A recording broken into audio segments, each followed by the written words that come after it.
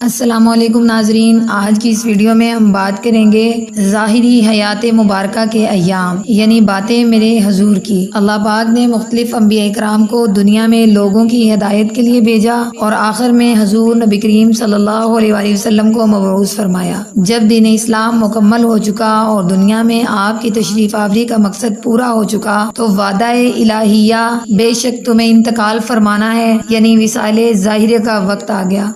ناظرین، ویڈیو شروع کرنے سے پہلے آپ سے گزارش ہے، اگر آپ چینل پر پہلی بار آئے ہیں تو چینل کو سبسکرائب کر لیں اور ساتھ لگے بیل آئیکن کو بھی ضرور دبا دیں۔ حضور نبی کریم صلی اللہ علیہ وآلہ وسلم نے اپنے وصال ظاہری سے متعلق پہلے ہی غیبی خبر دے دی تھی۔ حجت الوداع کے موقع پر نبی کریم صلی اللہ علیہ وآلہ وسلم نے ارشاد فرمایا، اس سال کے بعد میں تم سے کبھی ملاقات نہ کر سکوں گا۔ 11 ہجری ماہ سفر کے آخر میں جنت البقیع تشریف لائے تو ارشاد فرمایا، مجھے دنیا کے خزانے عطا کیے گئے اور اس دنیا میں ہمیشہ رہنا اور جنت عطا کی گئی۔ پھر مجھے ان میں اور اپنے رب سے ملاقات اور جنت کا اختیار دیا گیا تو میں نے اللہ پاک کی ملاقات اور جنت کو اختیار کر لیا۔ نمبر 3، نبی کریم صلی اللہ علیہ وآلہ وسلم نے اپنے مرض وصال میں سیدہ کائنات رضی اللہ تعالیٰ عنہ کو خود اپنے وصال کی خبر دی کہ اسی مرض میں میری موت ظاہری ہو جائے گی۔ بیماری کی ابتدا اور کل ایام میں شدید اختلاف ہے۔ ماہر سفر کے آخری بدھ کے دن، جو اس مہینے کا 30واں دن تھا، طبیعت علیل ہوئی۔ معتمد قول کے مطابق بیماری کا آغاز ام المؤمنین حضرت میمونہ رضی اللہ تعالیٰ عنہ کے گھر سے ہوا۔ اکثر علماء کا اتفاق ہے کہ آپ صلی اللہ علیہ وآلہ وسلم کی بیماری کا دورانیہ 13 دن تھا۔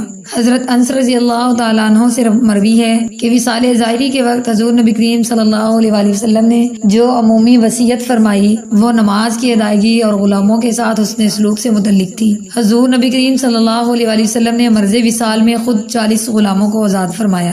گھر میں 7 دینار رکھے ہوئے تھے۔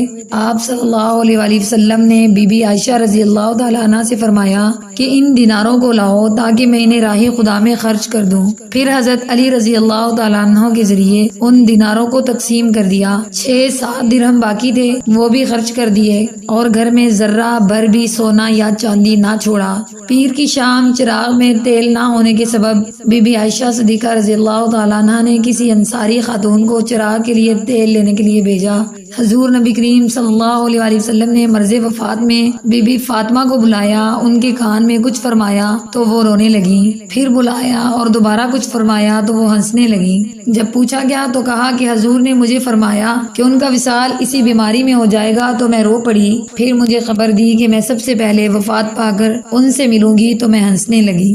مرض کے ایام میں نبی کریم صلی اللہ علیہ وآلہ وسلم نے دیگر ازواج مطہرات سے بقیہ ایام و علاج و معالجہ کے لیے بی بی عائشہ صدیقہ رضی اللہ تعالیٰ عنہ کے گھر میں گزارنے کی اجازت طلب فرمائی۔ تمام امہات المؤمنین نے اجازت دے دی۔ 5 ربیع الاول کو آپ بی بی عائشہ رضی اللہ تعالیٰ عنہ کے حجرے میں تشریف لائے جو ان کی باری کا دن تھا۔ وصال مبارک تک وہیں 8 دن قیام فرمایا۔ جب تک جسمانی طاقت رہی آپ صلی اللہ علیہ وآلہ وسلم مسجد نبوی میں نمازیں پڑھاتے رہے۔ جب کمزوری بہت زیادہ بڑھ گئی تو آپ نے 3 بار ارشاد فرمایا، ابو بکر کو حکم دو کہ وہ لوگوں کو نماز پڑھائیں۔ چنانچہ صدیق اکبر رضی اللہ تعالیٰ عنہ نے جمعرات کی عشاء سے پیر کی نماز فجر تک 17 نمازیں پڑھائیں۔ 8 ربیع الاول بروز جمعرات مرض وصال میں نبی پاک صلی اللہ علیہ وآلہ وسلم منبر کی جانب تشریف لائے۔ مرض کے باعث بیٹھ کر خطبہ ارشاد فرمایا، اگر میں اللہ کے سوا کسی اور کو اپنا خلیل بناتا تو ابو بکر کو بناتا، لیکن ان کے ساتھ مجھے اسلامی محبت ہے۔ اللہ نے ایک بندے کو دنیا میں ہمیشہ رہنے، پھر جنت اور اپنی ملاقات کا اختیار دیا تو اس بندے نے اللہ کی ملاقات کو پسند کر لیا۔ اس فرمان کو فقط صدیق اکبر رضی اللہ تعالیٰ عنہ نے سمجھا۔ لوگوں میں سے صحبت اور مال کے بارے میں مجھ پر سب سے بڑھ کر احسان کرنے والے ابو بکر ہیں۔ انصار کے بارے میں تمہیں نیکی کی وصیت کرتا ہوں، ان میں سے نیکوکار کو قبول کرو اور زیادتی کرنے والے سے درگزر کرو۔ بیماری کے ایام میں حضرت عائشہ رضی اللہ تعالیٰ عنہ کے حجرے میں آپ صلی اللہ علیہ وآلہ وسلم نے صحابہ کرام کو جنازہ وغیرہ سے متعلق یوں وصیت فرمائی، جب میرا انتقال ہو جائے مجھے غسل دینا، کفن پہنانا، اسی گھر میں میری قبر کے کنارے پر اسی چرپائی پر مجھے لٹا دینا اور کچھ وقت کے لیے کے حجرے سے باہر نکل جانا، کیونکہ سب سے پہلے میری نماز جنازہ جبرائیل امین، پھر میکائیل، پھر اسرافیل، پھر ملک الموت اپنے لشکروں سمیت پڑھیں گے۔ اس کے بعد میرے اہل بیت سے مرد، پھر عورتیں، پھر گروہ در گروہ داخل ہو کر نماز جنازہ ادا کرو۔ چنانچہ ایسا ہی ہوا اور ہر ایک نے الگ الگ نماز ادا کی، کسی نے امامت نہ کروائی۔ علالت کے دنوں میں آپ صلی اللہ علیہ وآلہ وسلم نے ارشاد فرمایا، 7 کنووں سے پانی کی 7 مشکیں لاؤ اور ان کے منہ نہ کھولے جائیں۔ صحابہ کرام نے وہ پانی پیش کیا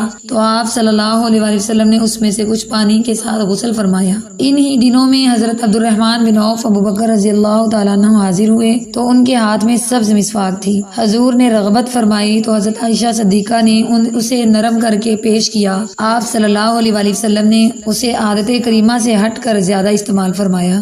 سبحان اللہ۔ بیماری کے ایام میں حضور اکرم صلی اللہ علیہ وآلہ وسلم کا آخری کلام یہ دعا مبارکہ تھی، اللہم اغفر لی وارحمنی والحقنی بالرفیق الاعلی، یعنی اے اللہ مجھے بخش دے، مجھ پر رحم فرما اور رفیق اعلیٰ یعنی رب تعالیٰ سے مجھے ملا دے۔ وصال ظاہری سے 3 روز قبل حضرت ملک الموت علیہ السلام بارگاہ رسالت میں حاضر ہوئے اور روح قبض کرنے کی اجازت طلب کی۔ آپ نے اجازت مرحمت فرمائی۔ 3 دن بعد دوبارہ حاضر ہوئے اور روح مبارک قبض کر لی۔ ملک الموت نے آپ صلی اللہ علیہ وآلہ وسلم سے قبل کسی سے روح قبض کرنے کی اجازت نہیں مانگی، یہ آپ کے خصائص میں سے ہے۔ ام المؤمنین حضرت عائشہ صدیقہ فرماتی ہیں، میں نے سرکار دو عالم کو اپنے سینے پر سہارا دیا ہوا تھا، آپ کا وصال میری گود میں ہوا۔ اس روز میری باری تھی اور میرے حجرہ میں آپ صلی اللہ علیہ وآلہ وسلم کی روح جسد اطہر سے پرواز کر گئی۔ انا للہ و انا الیہ راجعون۔ حضور نبی کریم صلی اللہ علیہ وآلہ وسلم کا وصال ظاہری پیر کے دن 12 ربیع الاول کو 63 سال کی عمر میں ہوا۔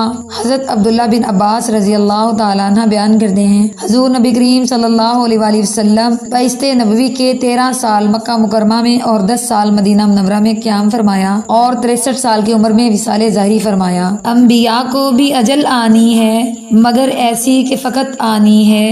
ناظرین، امید ہے آپ کو یہ ویڈیو پسند آئی ہوگی۔ ویڈیو کو لائک کریں، شیئر کریں، کمنٹ میں ہمیں بتائیں کہ آپ مزید کس ٹاپک پر ویڈیو دیکھنا چاہتے ہیں۔ حاضر ہوتے ہیں کسی اور ویڈیو میں، تب تک کے لیے اللہ نگہبان۔ شکریہ۔